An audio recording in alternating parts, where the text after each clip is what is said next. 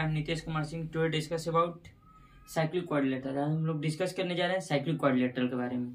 Cyclic quadrilateral कुछ special quadrilateral होता है, जो वो क्वाड्रिलेटरल जो सर्कल के अंदर बनता है। ठीक, देखिए साइक्लिक क्वाड्रिलेटरल का डेफिनेशन क्या होगा। अ quadrilateral having all vertex lies on a circle, यानी वो क्वाड्रिलेटरल जिसका सारा वर्टेक्स सर्कल के अंदर लाइज करेगा उसको साइक्लिक क्वाड्रिलेटरल कहते हैं। नॉर्मल देखिए साइक्लिक क्वाड्रिलेटरल का फिगर ये हो जाएगा। जैसे मान लीजिए कि ये सर्कल है, ठीक। अब इस सर्कल के अंदर ये जो वर्टेक्स लाइज कर रहा है, चारों वर्टेक्स ये सर्कल के सर्कमफ्रेंस पर लाइज करेगा, यानी सर्कल पर लाइज करेगा। वर्टेक्स यहाँ पर देखिए ए, बी, सी और डी, ये चारों जो वर्टेक्स हैं ये सर्कल पर लाइज कर रहा है, तो इसको हम लोग क्या कहेंगे, साइक्लिक क्वाड्रिलेटरल। दैट मीन्स कहने का मतलब है अ क्वाड्रिलेटरल हैविंग, वो क्वाड्रिलेटरल ऑल वर्टेक्स, जितना वर्टेक्स होता है दैट मीन्स चार vertex, all vertex lies on a circle, जो सर्कल पर लाइज करता है उसको हम लोग क्या कहते हैं, cyclic quadrilateral. A quadrilateral having all vertex lies on a circle is called quadrilateral, is called cyclic quadrilateral. यानी जिस क्वाड्रिलेटरल का सारा वर्टेक्स सर्कल के अंदर लाइज करता है उसको हम लोग साइक्लिक क्वाड्रिलेटरल कहते हैं। अब आते हैं इसके कुछ प्रॉपर्टी पर, जो प्रॉपर्टी इस तरह से हैं। तो टोटली 5 प्रॉपर्टी, ऐसे इसके बहुत सारे प्रॉपर्टी होते हैं, 8-10 प्रॉपर्टी नॉर्मली होते हैं, लेकिन स्कूलिंग तक जनरली समझिए कि फाउंडेशन क्लास तक ये 5 प्रॉपर्टी बहुत इंपॉर्टेंट है। First, sum of pair of opposite angle of a cyclic quadrilateral is 180, यानी किसी भी साइक्लिक क्वाड्रिलेटरल का अपोजिट एंगल का पेयर जो होगा, यानी एक क्वाड्रिलेटरल में कितने अपोजिट एंगल होंगे, तो एक क्वाड्रिलेटरल में 2 पेयर ऑफ अपोजिट एंगल होंगे, यानी ए और सी 1 पेयर हो गया और बी और डी 2nd पेयर हो गया, यानी फर्स्ट पेयर सेकंड पेयर। तो एक क्वाड्रिलेटरल में हमेशा पेयर ऑफ अपोजिट एंगल जो होंगे उनका सम क्या होगा, सप्लीमेंट्री होगा, दैट मीन्स 180 होगा। कहने का मतलब यही है फर्स्ट का कि angle according to this figure, okay, angle A plus angle C is equal to 180 degree और angle B plus angle D is equal to 180 degree. यानी हमेशा जो पेयर होंगे, यानी अपोजिट एंगल जो पेयर में होंगे उनका सम क्या होगा, 180। ये 2 तरह से पूछे जाएंगे। पूछा जाए कि यदि किसी क्वाड्रिलेटरल के अपोजिट एंगल का सम, यदि किसी क्वाड्रिलेटरल का अपोजिट एंगल का सम 180 है तो किस तरह के क्वाड्रिलेटरल होंगे, तो वो साइक्लिक क्वाड्रिलेटरल होंगे। या फिर दूसरी जो आपसे पूछी जाएगी कि क्वाड्रिलेटरल के एक साइक्लिक क्वाड्रिलेटरल है तो उसका क्या प्रॉपर्टी होगा, तो उसका अपोजिट एंगल का सम 180 होगा, जो कि फर्स्ट प्रॉपर्टी यहाँ पर होगा। इस ये एंगल और ये एंगल, एंगल ए और एंगल सी का सम कितना होगा, 180। एंगल बी और एंगल डी का सम कितना होगा, तो 180। Okay, second, exterior angle is equal to the interior opposite angle. अब देखिए क्वाड्रिलेटरल में सेकंड प्रॉपर्टी यहां पर ध्यान से देखिए, ये सर्कल हुआ, इसके अंदर हम जो फिगर ड्रॉ किए, एक क्वाड्रिलेटरल का फिगर ड्रॉ कर दिए, फिगर हो गया। एक क्वाड्रिलेटरल का हम जो फिगर ड्रॉ किए हैं तो ए, बी, सी और डी। अब यहाँ पर हम क्या किए कि सी डी को एक्सपेंड कर दिए, तो इसको बढ़ा दिए, तो यहाँ पर एक एक्सटीरियर एंगल बना, तो जब भी एक्सटीरियर एंगल जो इक्वल होगा हमेशा उसके अपोजिट में जो इंटीरियर एंगल होगा उसके इक्वल होगा, यानी इस एंगल के इक्वल होगा ये एंगल। दैट मीन्स कहने का मतलब है सेकंड नंबर के अकॉर्डिंग कि angle B A D is equal to angle B, यहाँ पर ई दे दीजिए, एंगल बी सी ई, यानी ये दोनों एंगल का वैल्यू हमेशा इक्वल होगा। ये केस यहां भी लगेगा, ऐसे बनेगा तो यहाँ इसको एक्सपेंड किया जाए तो यहाँ, यदि मान लीजिए कि हम इसको एक्सपेंड कर दिए तो यहाँ, यानी ठीक उसके अपोजिट, जैसे इसका अपोजिट सी का अपोजिट ए है तो ये एक्सटीरियर, इसका इंटीरियर अपोजिट ए वाला होगा। बी का अपोजिट डी है तो बी यहाँ बनेगा तो यहाँ बनेगा, ए का अपोजिट सी है तो इसको यहाँ पर बढ़ाएंगे हम तो यहाँ पर एंगल बनेगा। ओके, यानी चारों तरह से हमेशा एक साइड को एक्सपेंड कर दिएगा तो उसका जो एक्सटीरियर एंगल फॉर्म हुआ है वो एक्सटीरियर एंगल उसके अपोजिट इंटीरियर एंगल के बराबर होगा। Second property. First property clear हो गया, सेकंड प्रॉपर्टी क्लियर हो गया। फर्स्ट प्रॉपर्टी क्या था कि अपोजिट एंगल का सम 180 होता है। सेकंड प्रॉपर्टी क्या हुआ कि एक्सटीरियर एंगल जो होगा वो इक्वल होगा अपोजिट इंटीरियर एंगल के। अब थर्ड प्रॉपर्टी में आते हैं। अ quadrilateral form bye angle bisector of a cyclic quadrilateral is also cyclic quadrilateral, is also cyclic quadrilateral. यहां पर लिख दीजिए quadrilateral.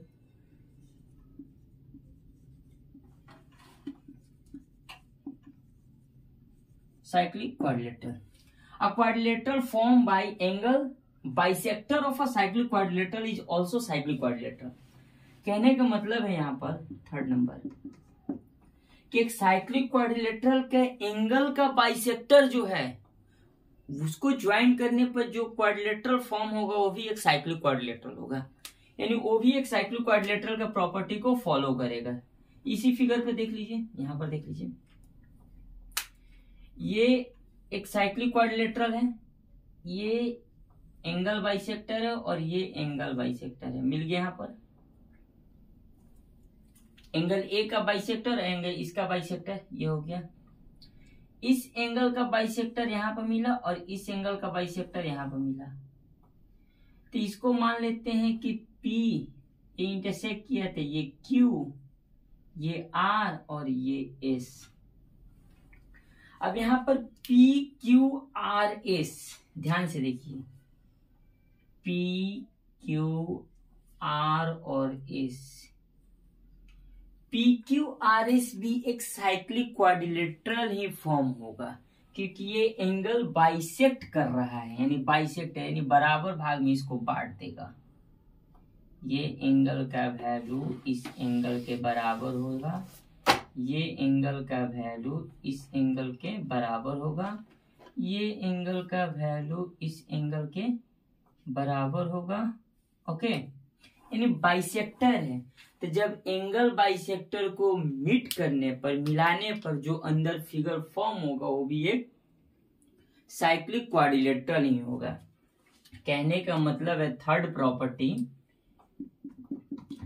Property A B C D is a cyclic quadrilateral.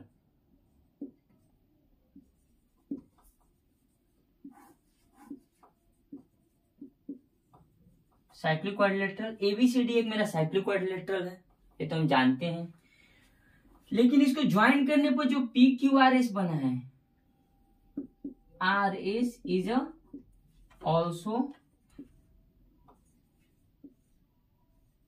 Also cyclic quadrilateral.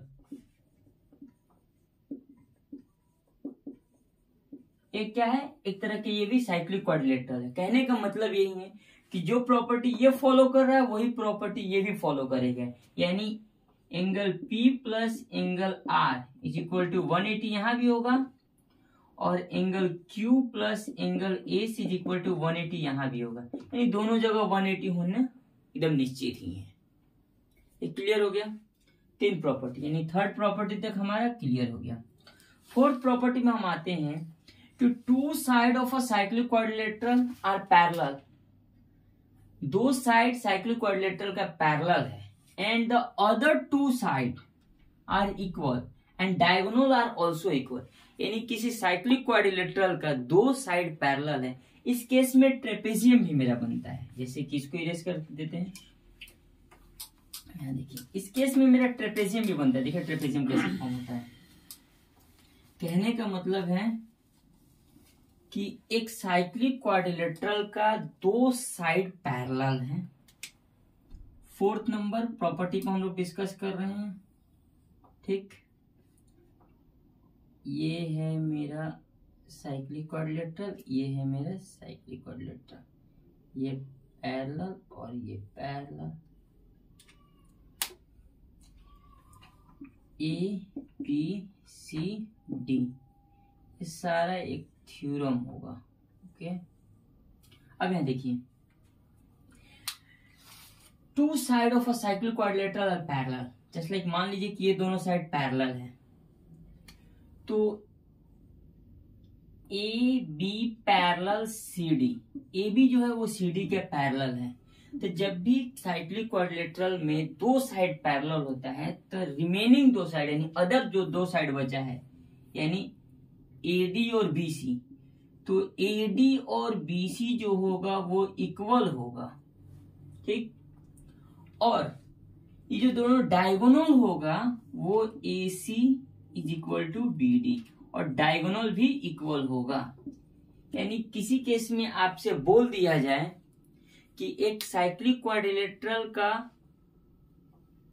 One pair of side parallel है, क्या बोले, एक cyclic quadrilateral का one pair of side parallel है, तो उसका डायगोनल क्या होगा, तो उसका डायगोनल इक्वल होगा, दोनों डायगोनल बराबर होंगे फर्स्ट, उसका अदर दो साइड होंगे वो इक्वल होंगे।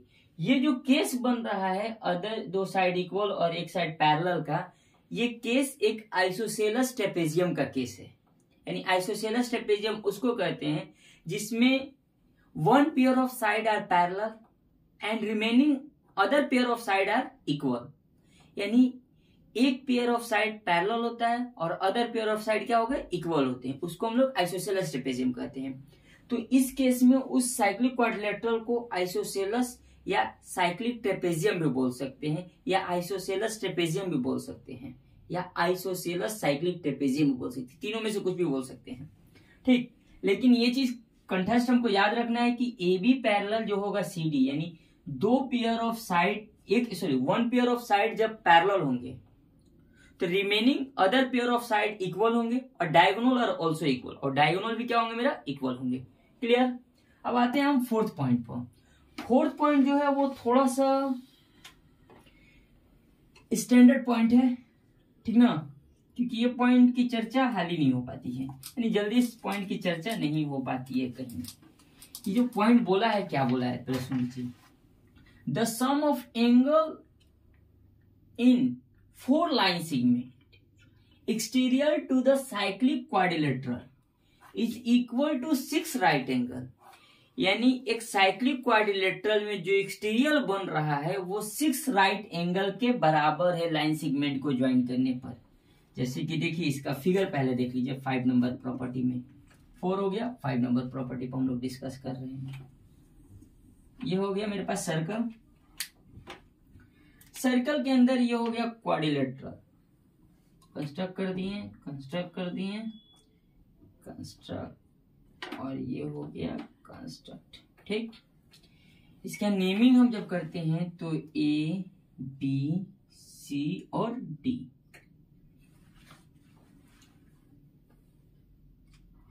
देखिए यहाँ पर इससे जो ज्वाइन हो रहा है एक लाइन सेगमेंट है ना, ये, ठीक, इससे जो ज्वाइन हुआ ये और इससे जो ज्वाइन हुआ ये, ब्लैक ब्लू से कर देते हैं, यहाँ पर ब्लैक से कंफ्यूजन नहीं रह जाएगा।